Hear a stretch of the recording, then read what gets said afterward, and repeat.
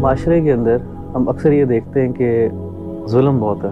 اور جو ظلم کرنے والا ہے وہ انتہا کر دیتا ہے ظلم میں، اور جس پہ ظلم ہو رہا ہوتا ہے اس کے دل میں کبھی کبھی یہ خیال آتا ہے، شکایت بھی آتی ہے کہ اس کے اوپر کیوں اتنا ظلم ہو رہا ہے۔ اور اللہ سبحانہ و تعالیٰ موجود ہے، اللہ سبحانہ و تعالیٰ اتنے رحمان ہے، رحیم ہے، لیکن انصاف نہیں مل رہا۔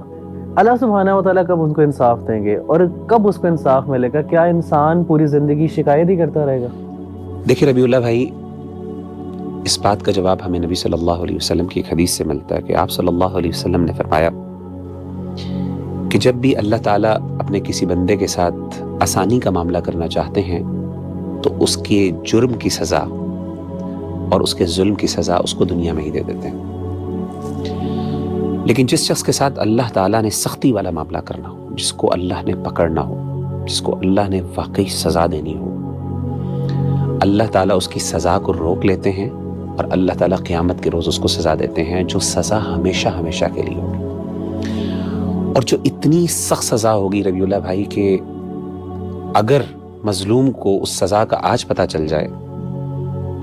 تو وہ کبھی نہیں چاہے گا کہ ظالم کو وہ سزا ملے، اتنی سخت سزا ہے۔ نبی صلی اللہ علیہ وآلہ وسلم کی ایک اور حدیث میں آپ کو سناتا ہوں کہ حضرت جابر کہتے ہیں کہ جب مسلمانوں کا پہلا گروہ جو حبشہ کی طرف ہجرت کر کے گیا تھا، جب وہ واپس آیا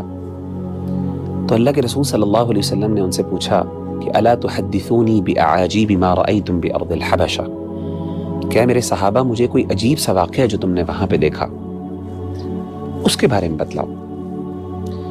تو صحابہ کہتے ہیں کہ جو مہاجرین تھے انہوں نے کہا اللہ کے رسول ہم نے ایک دن کیا دیکھا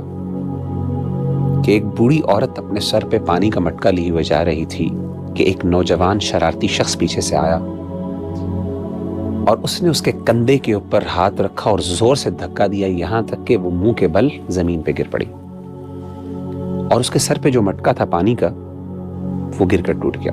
اور یہ وہ عورت تھی جو عیسائی تھی۔ تو جب وہ اٹھی اس نے اس نوجوان کو دیکھا ہنستے ہوئے مسکراتے ہوئے، تو اس نے کہا کہ سوف تعلم یا غدر، اے ظالم عنقریب تجھے اس کا پتہ چلے گا۔ اذا وضع اللہ الکرسی،